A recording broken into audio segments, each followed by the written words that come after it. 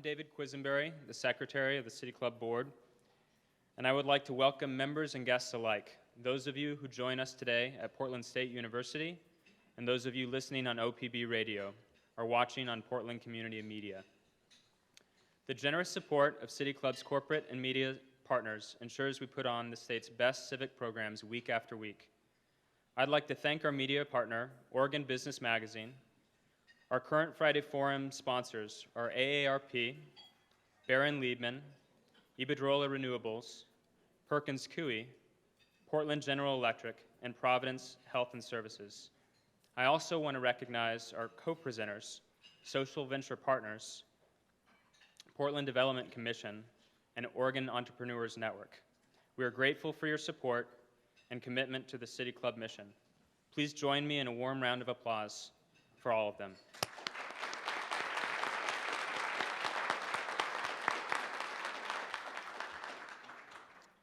At next week's Friday Forum, State Senator Courtney, State Representative Hoyle, and State Representative McLean will highlight the big issues for next year's session. That will be our last Friday Forum of 2014. Please join us on January 9th when we get back together to talk about healthcare and homelessness. Because we all love Portland, we need to make it better, better for all Portlanders. Here at City Club, membership, event attendance, the number of research projects completed, the visibility and impact of City Club is up and increasing.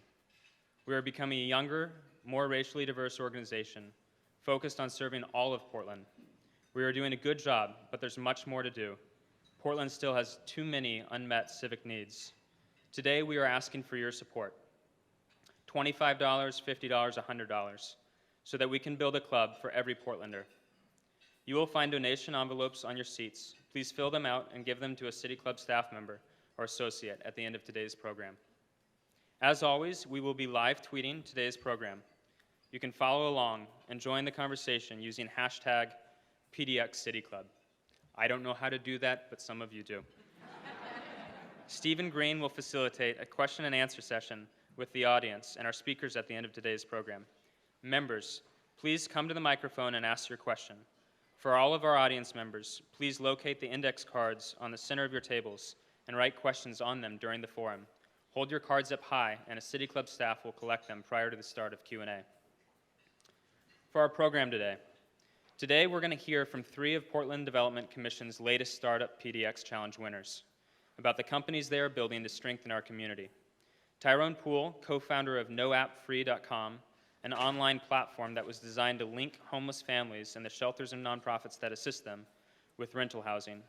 PAIGE HENDRIX, co-founder of TIQUE, an online subscription gift box service that provides a marketing platform for Portland's artisan microenterprises and small manufacturers. And Joy Elise Davis, co-founder, Design Plus Culture Lab, a unique consultancy that engages communities of color with design and planning processes. Our moderator will be Stephen Green, Vice President of Albina Community Bank and co-founder of the Oregon Public House, which you should all go to. Please join me in welcoming our guests to stage.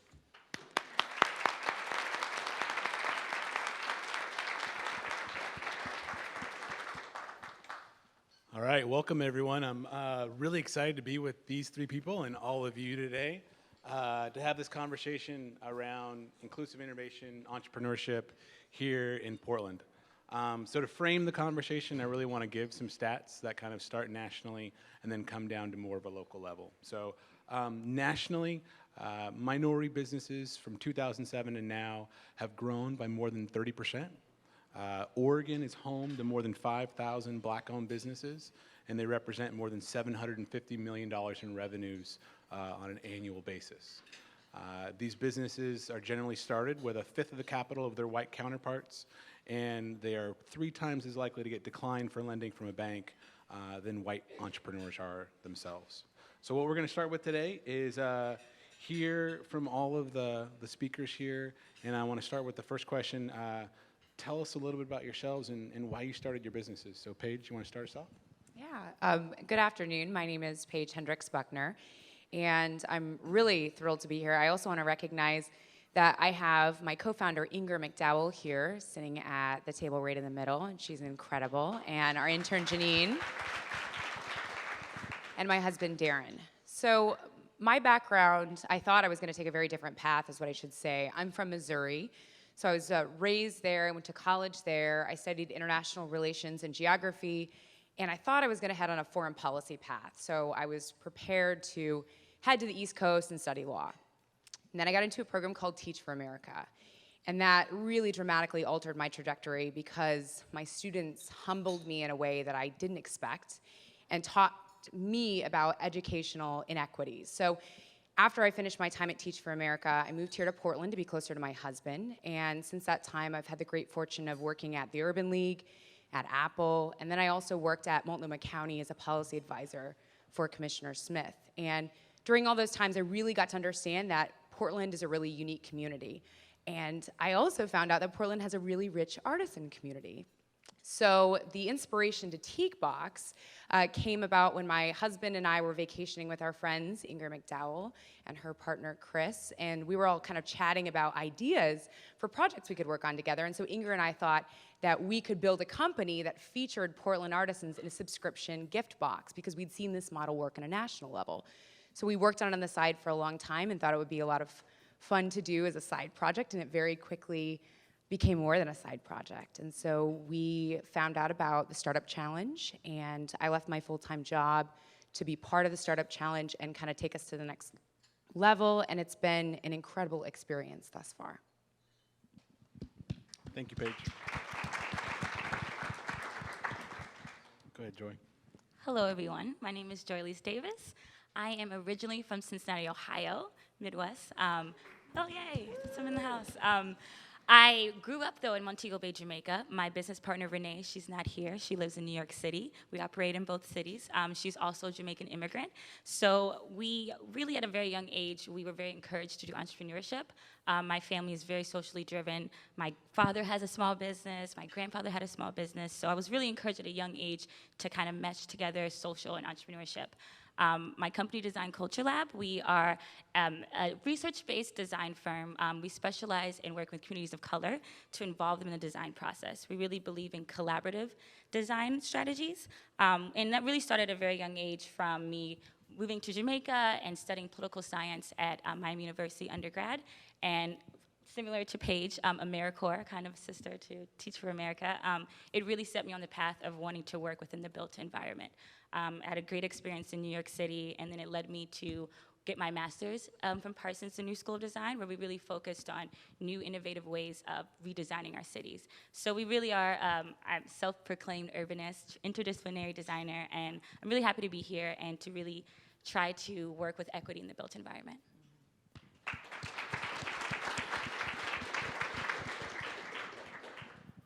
Well, my name is Tyrone Poole. My story is quite a bit different than the rest of the ladies up here.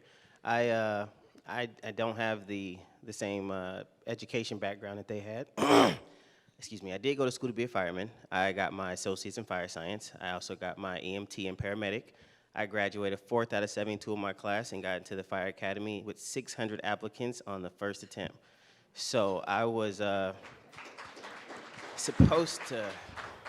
So I was on a completely different path than what I'm on right now for self-employment. But what ended up happening was a few weeks into the fire academy, I got injured really bad.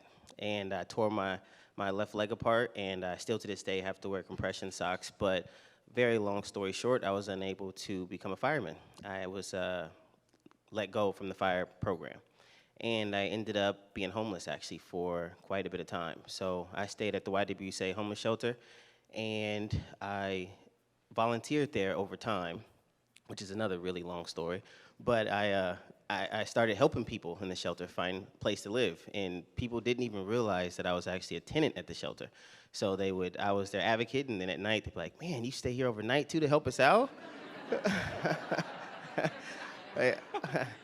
I was like, "No, I actually stay here too." So this is my way to pay rent, I guess. So, but I ended up helping a lot of families out, and then I finally begged my doctor to tell me that I could go back to work, which I literally almost to the point of tears before he gave me the ability to go back to work, but he told me 2 hours a week, no more than, or 2 hours a day, no more than 8 hours or 10 hours a week. And I was like, okay, took that back to the shelter, and they, you qualify for the program because you had to be physically able to work to get the grant money to be housed. So I was housed, and after that, that's kind of what started it. My time was almost up. My injury took 18 months to recover.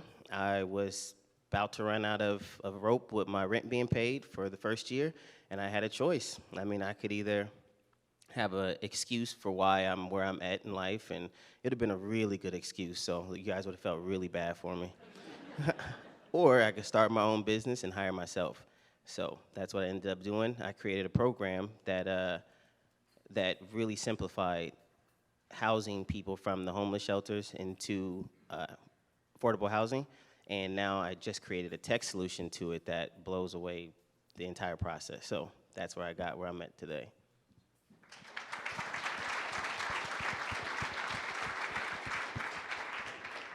So the first question for the group, we'll start with Tyrone. Tyrone, there's definitely a social component, solving a problem in all the businesses that you guys have, but I think yours really speaks to a critical component of society that maybe a lot of people in the startup tech world never interact with or even think about. So could you tell us a little bit about no app fee and really what's the problem that you're solving? Okay, so some statistics for you to get it started so I can paint you a picture. 75% of all the different families that come into homeless shelters, whether it's the YWCA or Teen Insights or Join, they get assistance. So most of it's not a problem with the money because they have enough money to help people get into housing. Most of the time, 75%. But the issue is not being able to find a place to live once you get that grant letter. And I was a underwriter for a very long time to help families get the award letter. I wrote those. And I mean, you're a hero when you first write that award letter. I mean, you're like, oh my God, you're gonna take care of my rent for a year. You're the best person ever. But they don't realize that award letter is worth nothing if you cannot find a property that will accept you. And I mean, that problem has been the biggest problem since the beginning of housing. And what's crazy is that when I was doing it, I thought that I was just, man, I just had to get better at it because I wasn't able to house people at the speed that I wish I could.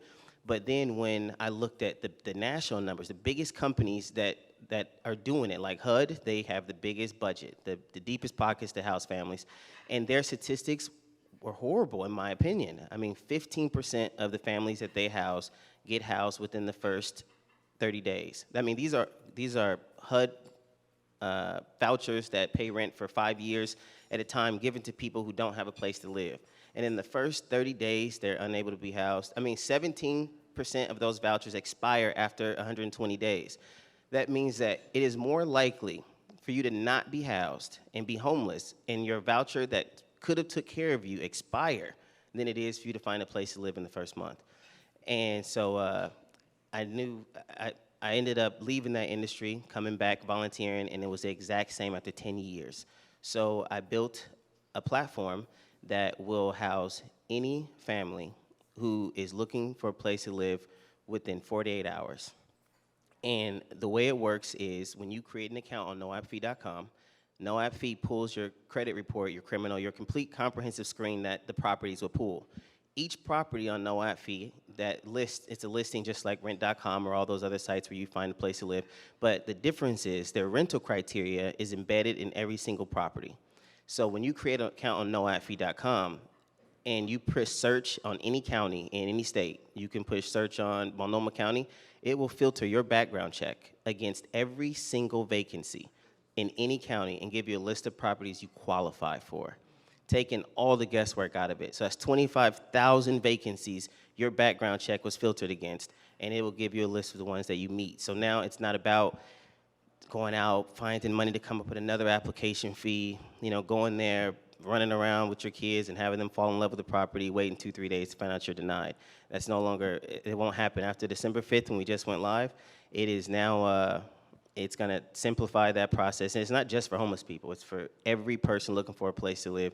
You will now be able to know where you qualify for within 48 hours, which is the amount of time that it takes to get your background check. So that's what NoAppFee does.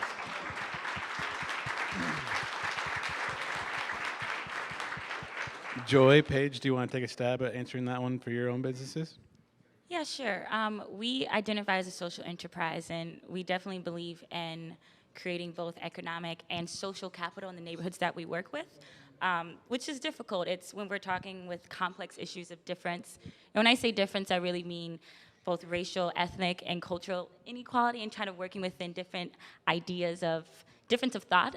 It's complicated, it's messy, and what we really try to do is simplify and with creative processes to really allow for people of color to be involved, to feel empowered within that space, to make sure that, to make sure that they're not being left out of the conversation, which we know with history, which it happens a lot. So we want to make sure that we're looking towards the future with that. And I would say yeah, please applaud, that's good. I would say we unexpectedly became a social enterprise. When we first started TIQUE Box, we thought we'll create a subscription box company, a gift box company that people will enjoy.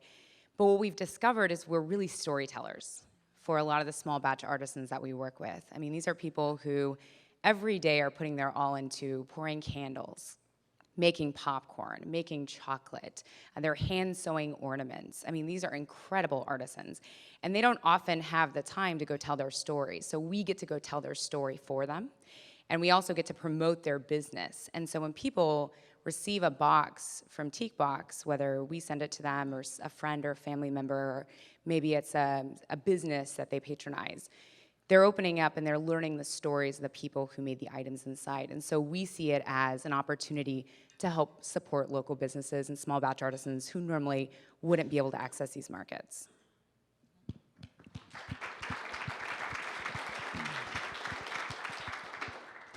So the next question is for Joy.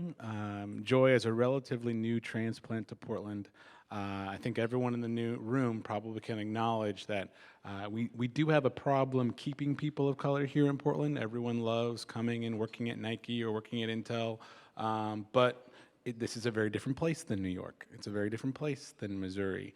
And so oftentimes the lack of ability to build a network and the callings from the people back home get them to go. So the question to you is, why Portland, and what does Portland need to do to keep you here? Yeah, so I flirted with the idea of moving to Portland back in 2011. My fiance, well now fiance, he started working at White & Kennedy in advertising. So at the time, it was bad timing for me. I wanted to be in a city of difference. I wanted to kind of have that innovation, that energy that happens when you're with a bunch of different people with different backgrounds and different ideas. So I moved to New York City. And then when I was developing this practice and trying to decide where I wanted to launch, Portland was on my heart. I probably could have convinced my fiance to move back to New York City. Don't tell him that. I probably could have come on, let's go back. But the idea of working in a city that has so much potential, that has such a strong history with the built environment and planning was very exciting to me. And we operate both in New York City and Portland, but juxtaposing those two cities, where New York City is a very diverse, but it's also very segregated, also has a lot of problems. And Portland, which is kind of on the opposite spectrum, very new city, still developing, and a little bit more homogeneous when it comes to racial and ethnic issues. So putting those two together, we really feel that we'll be able to work across in any city, those spectrum. And it's exciting, but it's also, that's the nice part of it. Sometimes it's frustrating. Sometimes I feel isolated at times. I definitely feel kind of lonely, but I chose this place. It wasn't like I could have easily moved another place, but the idea of being at the front, grounded really in making the change that I want to see, it was exciting, and that's what's going to keep me here.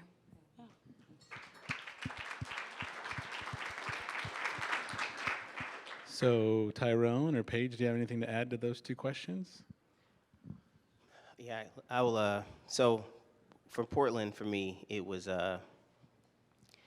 this is home. Like, I'm from Cleveland, Ohio, but I had an offer from Amazon to launch the NoAdFee.com program in Houston. It's a much bigger market. I mean, 3.8 million vacant rental units compared to Oregon's 500,000 rental units. I mean, obviously the market over there was like dramatically different in size and dramatically different profitability. But for me, I was like, I can't do it. Well, not for the first 6 months at least, but. So I said I gotta stay here and launch it here in Oregon, because this is where I went through everything. And Oregon is such a beautiful state.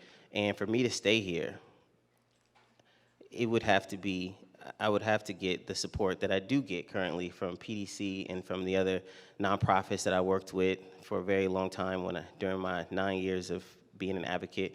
And that's the reason I stayed. It's never been a black or white thing for me. It's always been a this is my mission, this is my goals, and if you stay true to them and you work very hard towards them, you will just people will be attracted to you, and you will end up meeting those people and making those connections. And then once you have them, it's a matter of you're not going anywhere, you know. So that's my story when it came to that. Wow, thanks.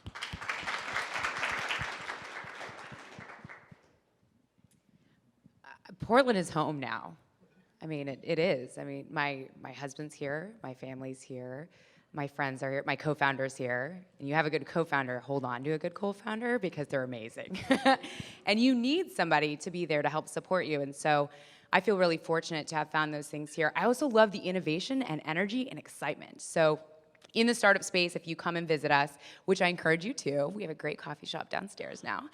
We sit around and we brainstorm ideas. And I love that. I love that energy, and I see it happening in the startup community here in Portland, but I also see friends of mine who are in public policy who are doing the same things, people who are in education who are doing the same things. So I want to be part of that, and I want to help grow that community, and so I want to stay. Nice.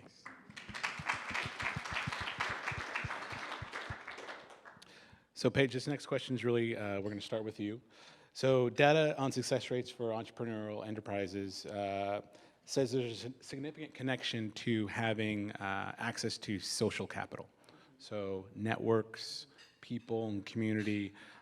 What role of role models and people and the networks in Portland played, besides your superstar husband, in the success of what you've been able to accomplish so far with your business?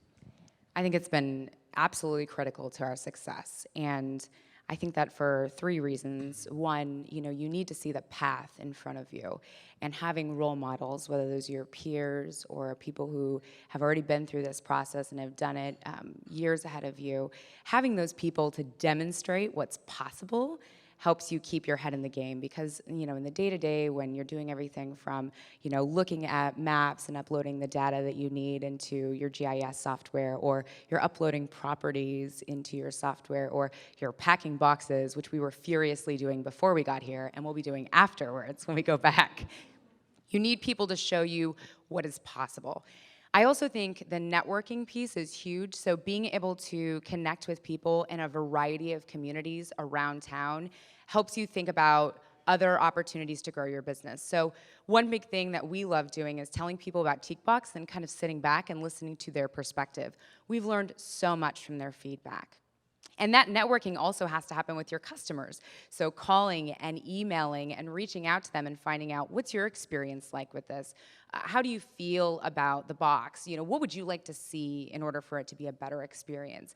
Talking to people all the time about that opportunity is huge. And if you don't have the right network to do that, if you don't have people who are willing to sit down and help you, as so many people in the city have, just completely opened up and said, okay, I've been there, I've failed in this way, let me help you get better. I think it has really catapulted our business into a whole new echelon of success. But I also see our responsibility in that as well. We need to be role models for people who are coming into Portland. Maybe just visiting, maybe just networking. We also need to be that network that's willing to sit down and say, what can we do to support you? Whether it's opening your Rolodex, or it's answering questions that maybe they haven't been able to, offering some advice that maybe you think might give up a little bit of your secrets. What we've learned is there are no secrets. Everybody's already done it. So, sitting down and really, I guess I summarize it in saying, be a cheerleader and find a cheerleader. It's huge.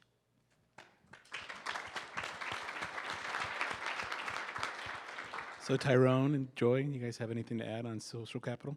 Paige, you did an amazing job summing it all up. It's really hard to follow you. You're great. But I would definitely echo the networking. Portland, you guys have been very opening and willing to sit down and do coffee and just talk and brainstorm. And I really love that, going from in New York where you're very isolated and you're doing your own thing. It's great to be a part of a family and to be welcomed into a family. And then great support from PDC as well during this challenge. I think a lot of social and economic support from you guys, and it's been really great for a newbie like me. It's exciting, yeah. Well, for me, I'm gonna tell you, social networks are not even probably, are 100% better than even having capital. I mean, if you have a pot full of cash or you have a social group, you're gonna come out with a better product with the social group, and you're probably gonna be a better intro to market if you had the social group than if you had the capital. I mean, for example, for me, when I first put the project together, I'm not a property manager. I have no idea what they need for that B2B. But because the shelters that I worked with had connections with the properties that they move families into, I was able to work directly with Cascade Management Board, and we met twice a month, and that's 6, 7 of their top people in their company helped me build the noafee.com product and the tool for the site where properties would need to use. I mean, even Stephen Green and the work that he's done with me over the last 7, 8 years since I met Stephen. I actually met Stephen when he worked at Albina Bank, and I went in to get money, and I didn't qualify. And then he said, but hey, I'm about to get a job at PDC coming up, so meet me in a week over at my new job. That's exactly. And I went and met him at his new job, applied, and got $53,000 from PDC. So it's Not that easy. It's the network. The network can provide you with solutions. Even since I came in here today, Paige's husband gave a suggestion to Catherine, who I spoke to last night on the phone about a problem that I had, and afterwards I'm gonna come up and meet with him and see if he had a solution to it. So I mean, it's there's no way around that's the answer to solving most of small business problems. So you're all in the same boat. You're all broke, and you all got a big goal, big dream, and you can help each other get there. So.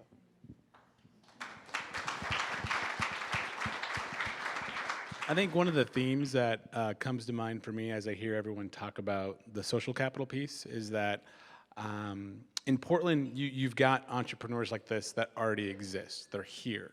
It's not something that's in the future. It's not something that we need to build on for 10 years from now. They're here right now. And so I think the power of what PDC and their partners was able to do was really bridge these different worlds that were simultaneously existing but just didn't connect. And it's great people. It's super talented people. And I think when I say the word talent, I don't think talent is necessarily something you find on a resume. It's drive, it's determination, it's everything that just kind of comes out of Tyrone's pores. And so I think that's been kind of the great success out of this, is these great people from different worlds and different backgrounds coming together with this one finite goal of having a successful business and people, following their dreams and solving these real world problems. It's pretty amazing. So on to the next question. What are the barriers to success that you hear from other Black entrepreneurs in Portland? And what are your recommendations to fix those things? And what role can the city play? Can nonprofits play? Can social venture partners play? Can banks play in solving those things? So Tyrone looks like he wants to go. Okay. Yeah, this is the only question I actually studied for. So I'm gonna tell you right now, this one, I've been waiting for this question. I should have started with this one. So I know that everybody always says money, money, money, right? Access to capital is the biggest downside of being an entrepreneur. You got these great ideas and you can never get money. And true, access to capital is a big problem. There is very little resources out there financially. But what you realize when you're an entrepreneur is that it's not always what you're looking for. The truth is, capital is a tool that you use to solve problems. And it's a universal tool, so no matter what your problem is, you can probably solve it with some money. But when it comes to other options to solving problems, you learn that if you can hustle, then you can get over whatever humps you got.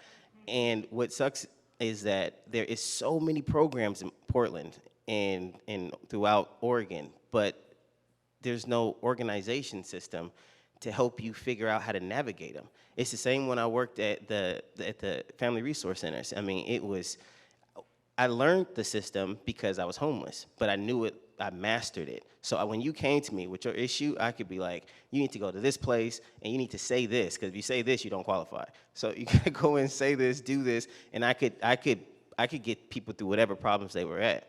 And you find out that there's almost an answer to every problem. For instance, for me, I remember one time I went to Stephen, and I was like, man, you know, the TransUnion is forcing me to have an actual office space before I qualify to be able to put credit reports on noatfee.com. And he was like, okay, let me try to hustle you a space. And so we went back and forth, and my timeline ran out, so I ended up having to apply for this property by my house, and it was $500 a month. And it's this little shack place, but it qualified, and that's all I needed.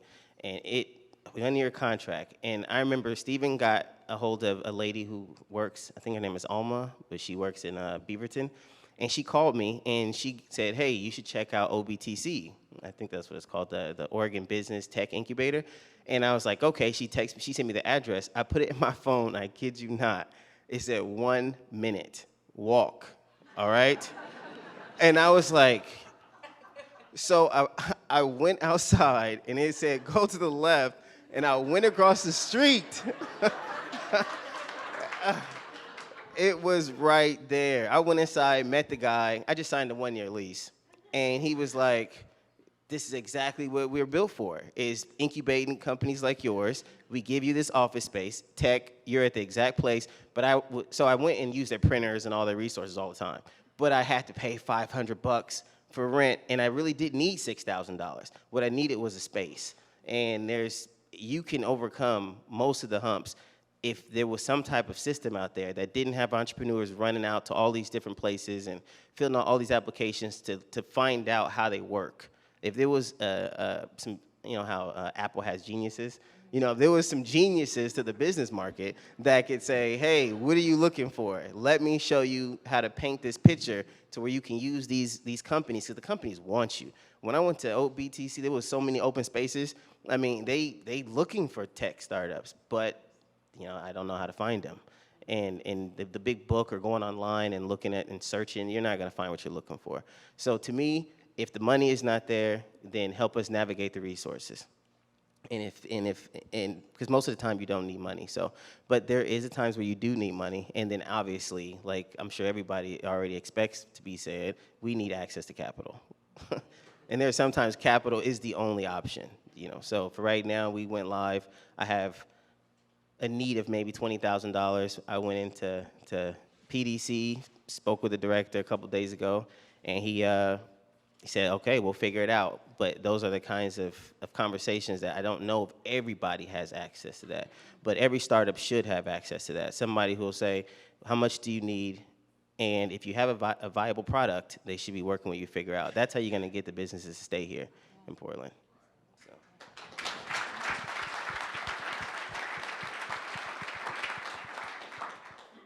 I think we really need champions. We need someone because a lot of us are startups. I mean, we're service-based, so it helps to have a champion or someone who mentors us, who refers us, who gives us a chance. I think a lot of our portfolio is in New York City, so coming to Portland, we need someone who's willing to say, hey, not only do I believe in your idea, but I'm gonna connect you with someone who actually can hire you, someone who can actually give you a contract. Because there's a difference between having great conversations, and I love coffee conversations, but refer someone if you know someone who may need your services. So I think for a lot of small businesses, especially my experience with my family, it's having someone to mentor you and having someone to be a champion and going beyond just the easy way out of like, oh, I'll connect you or I'll think of you. Like, no, actually take the next step and really try to make sure that they're successful, because it really helps all of us. Yeah, in a small way. We think about this because we talk to our artisans and hear a little bit about what they want as well. So I think I have to echo access to capital. It's huge. You have to have money to make money. And yes, you can bootstrap, but that only goes so far. especially some of the artisans we work with who are moms, single moms, who are trying the best they can with what they've got, and they need access to capital. We also hear a lot about retail space. Recently, we've been talking about incubator space in particular. So if I didn't know the startup community, I wouldn't know what an incubator or an accelerator is. I wouldn't know what either of them are. So how do we get people connected to that? How do we educate them about what's possible? And then also the fact that incubators are not just for tech businesses. So for example, in our space, we have these 3 businesses, but we also have 3 other businesses. We have Society 9, they're a combat wear company for women, and that's run by Lynn Lee. We also have Yellowscope, run by Kelly and Marcy, and that's science kits for girls. And we have Raft Syrups, that's a cocktail and soda syrup company run by Rosalind Sook. So we have companies out there who need retail space or just an incubator space to run their business.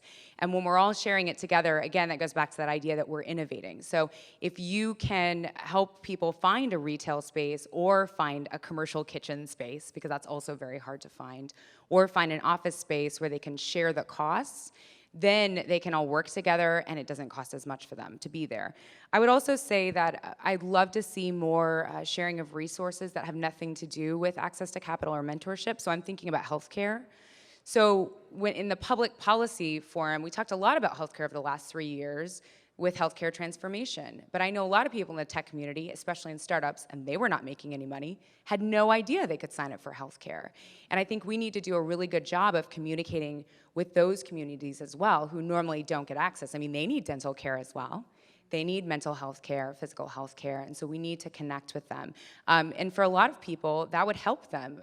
When I was working at the Urban League, helping entrepreneurs who are in the construction industry, when their businesses started to fail, it was having access to health care that stopped them from going bankrupt and helped their kids go see the doctor when they didn't have the money to pay for services. So I think we need to be really creative about getting the word out to communities who normally don't interact with maybe the nonprofits who are doing the outreach in the community or even our public health care entities. And I would also say that just overall, going back earlier to mentorship and champions, like you were saying, I think that's been huge for us. I mean, seeing other artisans be really successful and being able to talk to them about what they're doing, they've helped us grow our business. And then vice versa, we've been able to connect them to new opportunities. So, you know, again, if you have an opportunity to help mentor a small business to get somewhere, do it. And then also, if you have the opportunity to be mentored, I would strongly encourage it as well.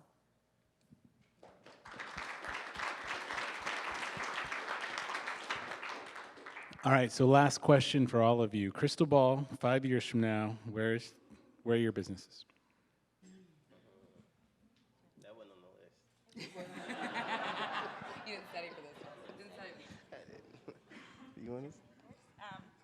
Okay, crystal ball, 5 years.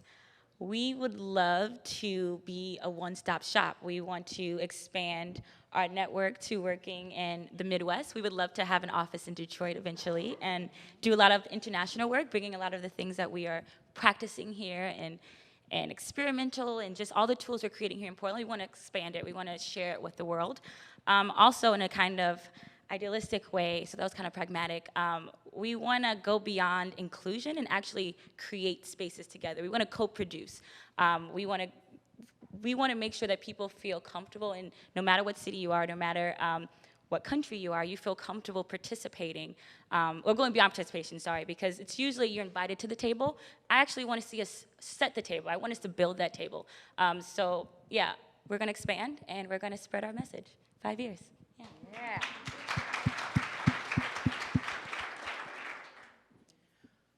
Well, noife.com, I'm looking at like 1 year, but 5 years, no matter what, by then, I guess. We should have changed the way the rental market works. We would have taken every single barrier out of the equation for people looking for a place to live. noife.com is 100% free to tenants, which I didn't mention, so you don't even, I mean, I want it to be a no-brainer that if you're looking for a place to live, then you get on this platform called noife.com that every single property is running to find your new home. That's the 5-year goal.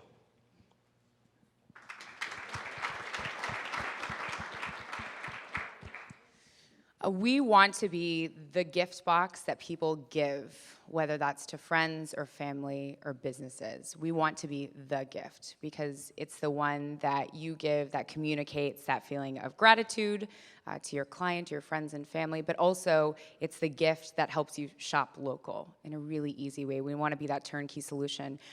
Inger is the one who curates all the gift boxes, and she's been dreaming about having a gift box for up to 10 cities in the United States over the next few years, and I hope we hit that before 5 years from now.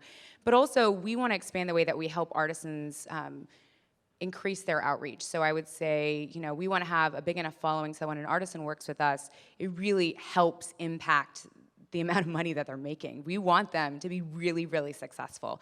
And so we have this kind of fun dream that we've been joking about, but we're serious. We want to be on Oprah's list, her favorite things, right? we want to be one of Oprah's favorite things.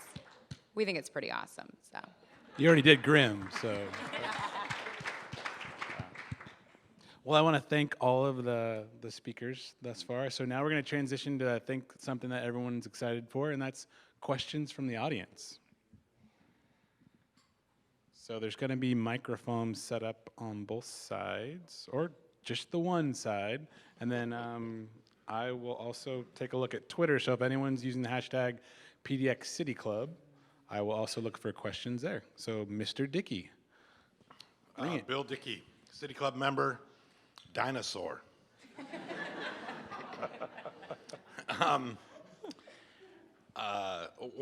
First of all, I'm breaking the rules.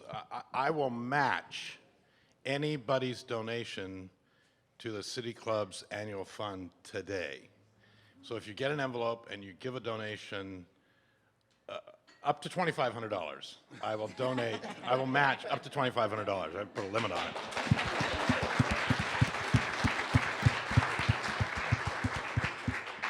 I have two things. One, when I was 22 years old, I was sitting in my father's law office, and I was complaining about, not having any money. And he told me, you never have to worry about not having money. That's just going to come. That's just a byproduct of your effort. And eventually you'll have more money than you know what to do with. That just automatically happens to anybody who works hard and puts in an effort, and it's just this. I can't even remember the exact words, but I was flabbergasted to hear Tyrone say the exact same thing that my father told me, 40 years ago. I mean, I was just like, that's so amazing. But that being said, how does this is to Tyrone, how does your unit make you money? So for us, we get paid. So properties pay us to list on their website. So we go to properties and tell them that we will make your website or your portfolio 100% free and instant to be applied to.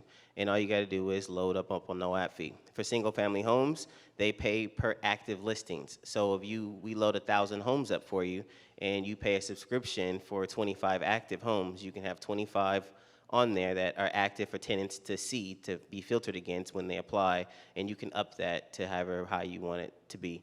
And for multi-families, they pay like apartment complexes, they pay a monthly subscription fee. We also have a pay per lease option, but it's because we're a new company, so we're going to get rid of that soon. But we have to do it now because it's just a risk-free option. If we don't give you a tenant, then you don't pay. But we lick you for that one. That's $179 a tenant, so you don't want to go that route. But it's still the cheapest in the market, though. So like rent.com is $409 per tenant. So with their pay per lease, so we get paid for a subscription model from properties.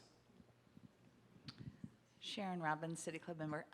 There's probably a lot of folks listening and here today who don't know much about Portland Development Commission's Startup PDX Challenge. So could you guys talk a little bit about the program, what attracted you to the program, now that you're winners, what winning meant in terms of what you received for that? I have to say that for us, this opportunity has really changed the way that we do business. We've learned so much in a really short period of time. So we found out about the Startup Challenge from a good friend of ours, Grace, who's the co-founder of Graph Alchemist, and she told us about it and said, you should definitely apply, and we thought it was a good idea. But it's when we connected with Catherine over at PDC, who has really helped all of us have a great experience thus far.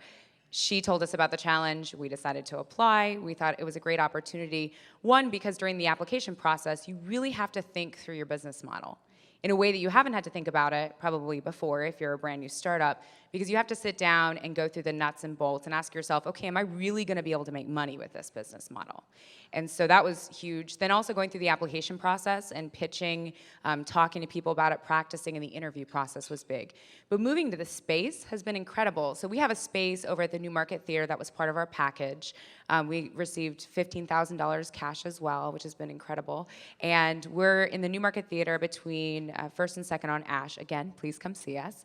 And moving in that space has been incredible because we have a place to store our inventory where artisans can deliver it easily. Previously, we were way out east. That was not convenient for anybody, including us. But now we have a place where we can pack boxes easily, we can deliver boxes easily, we can ship them, and that has been huge as far as time and money goes. So we are eternally grateful to PDC for the opportunities that we've had thus far, and we're not done yet. We don't leave until October, and that makes us really sad to think about. In fact, we were just talking about, we need to find a place to move into together, because we all enjoy being together so much, but it's been incredible. And for us, at least, it was enough to justify one of us working on it full time. Because if we didn't have the resources, then we could say, well, we don't really know if this is going to be able to take off. And so now it was a great catalyst for me to say, okay, I'm going to work on this full time. And yeah, it's been huge for us. We have our biggest season yet. So thank you. I think one of the things that I would add, since I was working at PDC when the challenge was being done, was that Catherine went out of her way to really do this the right way and really cultivate relationships with people and meet them where they're at. And there was numerous events that brought hundreds of people to the table. There was more than 150 applications. Almost 20% of the applications came from just Black and Latino-owned businesses. More than 80% of the applications came from minority-owned businesses and women-owned businesses from not only all over the city, but in 6 other states around the country and 1 from Canada. And so it was a long-term investment. I think it's something that Catherine, myself, and Chris Harder and other people at PDC worked on for over a year. And so it really wasn't something that was what I would term outreach, where someone was like, oh, hey, let's do this project, and then whatever happens, happens. It was really an intentional effort of leveraging relationships and building relationships and casting a really, really wide net to identify talent. And I think that's really, at the end of the day, what was found was talent, not only in the 6 winners that are in the space, but of all the people that applied. All those people got opportunities to meet with PDC staff, city staff, and to really be able to move forward with their businesses. Really quickly, I just want to say thank you to Catherine for being our champion, and to all the other sponsors for the HR, and we got a lot of a huge package, and we're really thankful for that, and it really jump-started our business, so thank you.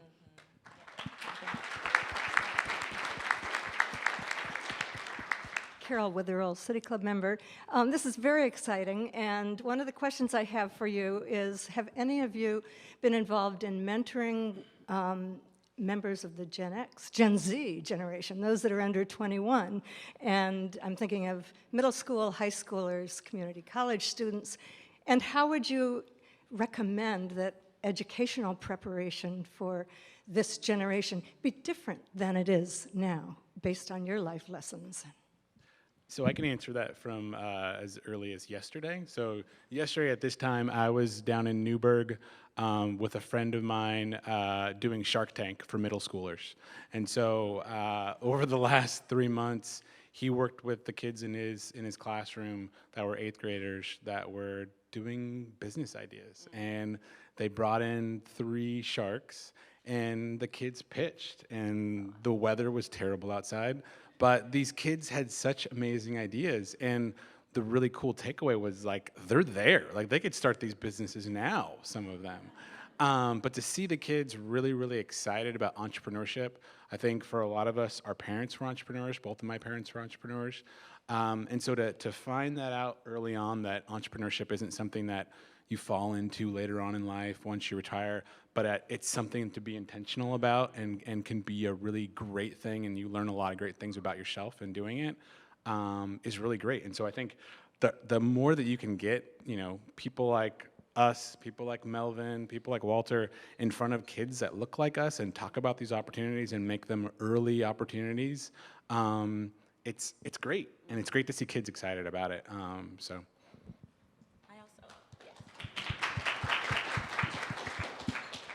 I also want to add that we have a youth urbanist program that we work with middle school and high school students to really get them thinking critically about the future and how they can how they can take their creativity and leverage it to a career. At a very young age, I had no idea that this field existed, and that's sad to me. So I really want to make sure that people of color are involved in this process. So we have more designers, we have more architects, we have more urbanists, more politicians. So just getting them to think critically and letting them know they have the opportunity. And we also work a lot with PSU, so thank you, PSU. I actually have been, I did a couple speeches for a couple middle schools. There's a company called Reach. They go out to elementary schools and middle schools, and they do some programs. And the last one I did, I remember they wanted us to go over our story because they wanted to see how possible it is, even in some of the worst conditions. And I remember coming in, and Ken Body from Coin 6 News was speaking before me, and then the guy who wrote the script for the movie The Mask, a writer, was after me, and I was like, am I in the wrong place? Did you guys make a mistake? But, because I mean, they were so successful, but I guess it really just proved the point that entrepreneurship, it's not based off of the level of success that you reach. That's not the point of it. I'm there too, right next to them, because we all started with an idea, a dream, and that is the point of being an entrepreneur. And I do try to give back to that whenever I get a chance to.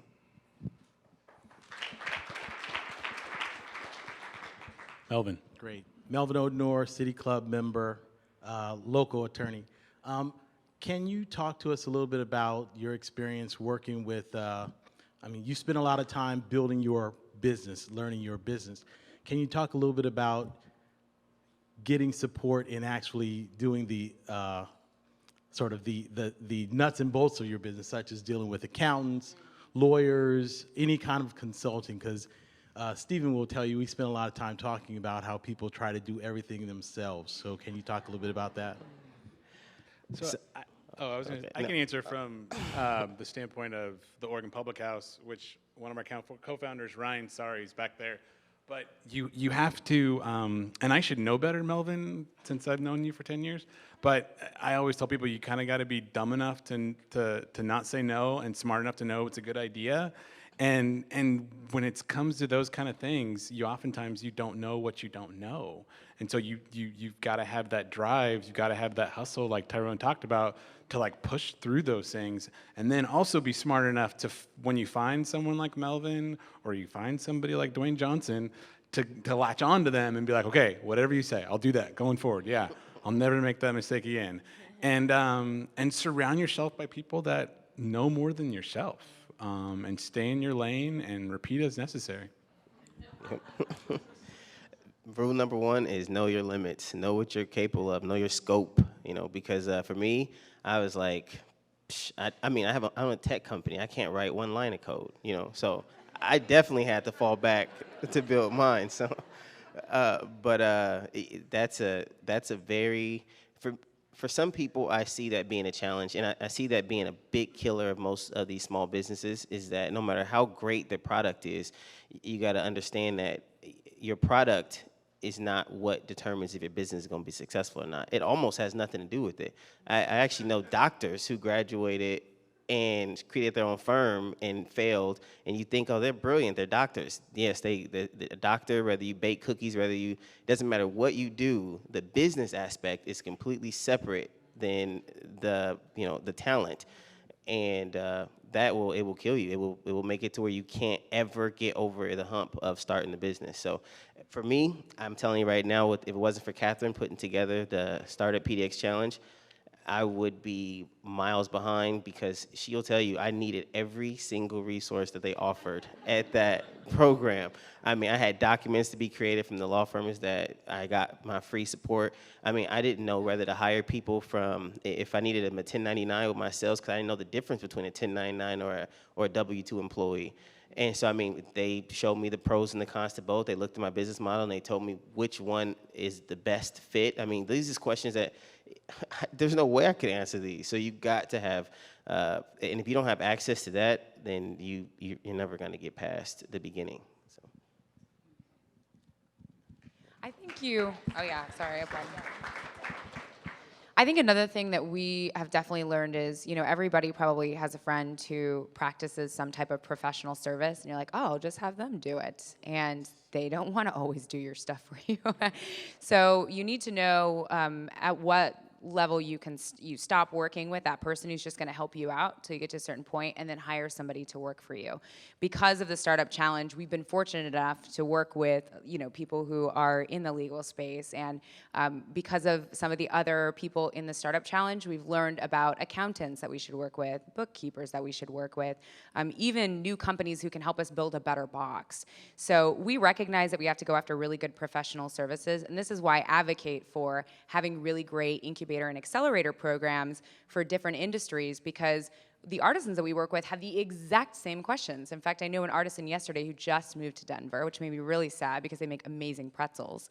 And and they're good people too. So they moved to Denver and they asked this question: we need an accountant in Denver. Who's going to let us know? And I was able to connect her with a friend of mine who works in Denver who can hopefully set her on the right path. So everybody's asking these questions. We need people to guide us, because sometimes you can be taken advantage of, as we've heard stories, and we don't want to be an example of that. But also, you need to know when it's time to hire somebody.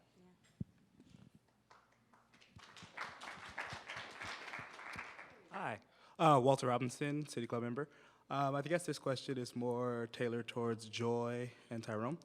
More importantly, Joy, being a newcomer to the city and getting involved in the tech world, what were some of the spaces that you found and operated in that help you improve your business, as well as for you, Tyrone? Because there are a lot of young folks fresh out of college that are looking to jump into the tech world, but not necessarily want to work for Intel or any other small tech firms.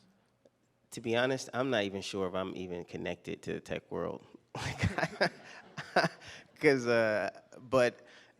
For me, it's been, the truth is, if you go out enough and you pitch enough, then have you ever heard the saying that the harder you work, the luckier you get? That's kind of what it is for me. I mean, I had built a prototype that I got ripped off. My business, one of my co-founders, Nate, he'll tell you, I mean, we paid way too much money. Oh, he's actually right there. He asked me a question.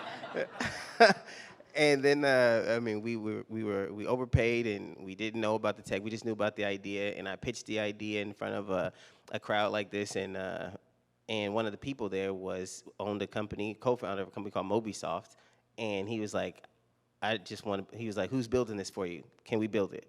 And I'm like, well, I don't have much money. I didn't ask you that. Can we build this for you? And we have 170 developers, and we're a big company, and then they built it. I mean, so it's kind of, sometimes it's just a lot of luck, but as far as, so I can't really, I don't know if I'm the best answer to help you about the tech or what you would do, but the truth is, if you just go out and you keep going, you keep banging on doors, you'll get lucky. You'll get introduced.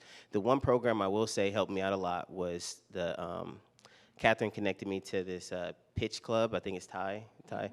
That was probably the best thing that could have happened to me, because I was all over the place in my pitches, and I went there every single week, and they sharpened it. And my first pitch was 20 minutes long, and it had the timer was it was 5 minutes, so it went off a long time ago, and I hadn't even started to talk about what the business did. But I got really good, and then I got to learn that what didn't matter to say and all that. And then, because if you can present your business well, and even in a 2-minute elevator pitch, you can go a lot further. So that's one membership that was probably the best membership out of all the memberships that I've been in. And for me, as a transplant, it was really important I went to a lot of networking events. I will still go to a lot of networking events, passing out cards. I make sure that I'm plugged in, that I will send out dry emails and say, hey, let's do coffee. I just want to talk about what you're doing, talk about what I'm doing, see if there's a way to collaborate. But it's difficult. Portland's a very, you guys have a really strong community, and it's hard to get in there, but I'm still pushing. So a lot of my work really relies on networking and coffee dates and trying to get that formalized meeting. Yeah.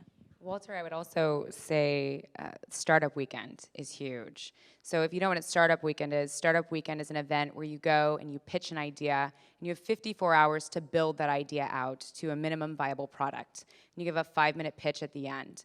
And this is for people who are in the tech community, but also who are just designers, who are in the business development industry, whatever it is that you're working on, marketers, advertisers, come be at that event, and you can learn a lot about what's happening in the tech community. I would also say like the PDX tech meetups that are happening around town have been really huge too, and they're a really welcoming community, so I would definitely encourage you to attend.